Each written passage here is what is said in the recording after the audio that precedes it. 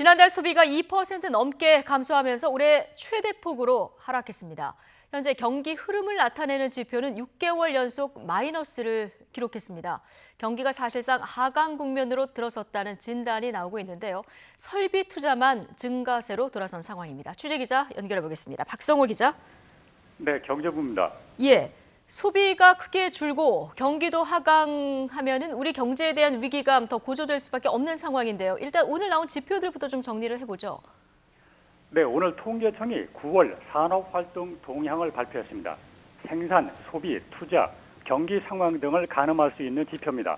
우선 소비 감소가 눈에 띕니다. 소매 판매를 보면 전달인 8월과 비교할 때 마이너스 2.2%입니다.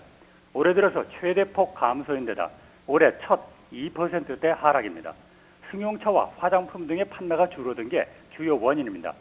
소비와 수출이 우리 경제의 성장을 이끄는 상황에서 소비가 큰 폭으로 감소해 더욱 주목됩니다. 네, 경기가 하강 쪽으로 전환점을 맞은 것으로 보인다. 이런 해설 기사들이 많이 나오는데 이건 어떤 기준으로 그렇습니까? 네, 현재의 경기 흐름을 보여주는 동행지수 순환 변동치를 보고 판단합니다. 예. 이 지수는 지난 4월부터 마이너스로 돌아선 뒤에 지난달에 마이너스 0.3%를 기록해서 6개월 연속 감소했습니다. 일반적으로 전문가들은 경기 동행지수가 6개월 연속 마이너스로 나타나면 경기 하강으로 진단합니다. 이런 점에서 우리 경제가 사실상 경기 하강 국면에 진입했다는 평가가 나올 수 있습니다. 어운선 통계청 산업동향과장은 경기 전환점을 공식화하려면 종합 판단과 전문가 의견 보완 과정을 거쳐야 한다고 설명했습니다. 하지만 과거에 비해서 늦지 않게 이루어질 수 있도록 노력하겠다고 덧붙였습니다. 예. 자, 박성호 기자, 생산과 투자 쪽은 상황이 어떻습니까? 특히 계속 줄고 있었던 설비 투자가 좀 걱정인데요. 네, 생산은 다시 감소세로 바뀌었지만 설비 투자는 증가세로 반전했습니다. 모든 산업 생산은 지난달 마이너스 1.3%가 돼 7월 이후 석 달 만에 감소했습니다. 광공업과 건설업 등에서 감소가 주요 원인입니다. 반면에 설비 투자는 지난달 2.9% 증가를 기록했습니다. 지난 3월 이후 6개월 동안 이어지던 감소세를 뒤집고 7달 만에 상승 반전한 것입니다. 자동차 등에서는 줄었지만 반도체, 제조용 등에서는 증가한 덕분입니다. 하지만 1년 전 9월과 비교하면 19%가 넘게 감소해 설비 투자 증가세는 불안한 모습입니다. 예.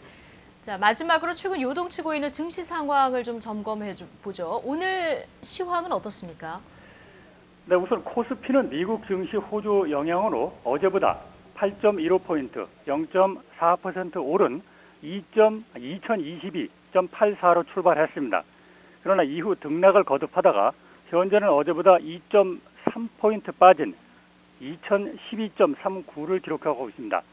코스닥에서는 어제보다 4.58포인트, 0.71% 오른 648.72로 출발해서 현재 1.78포인트 오른 645.92를 기록하고 있습니다.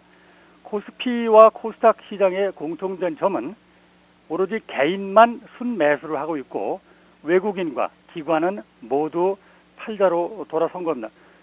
특히나 코스피에서 이 추세가 그대로 갈 경우에 외국인의 경우에는 10거래일 연속 순매도를 기록하게 됩니다. 지금까지 경제부에서 YTN 박성호입니다.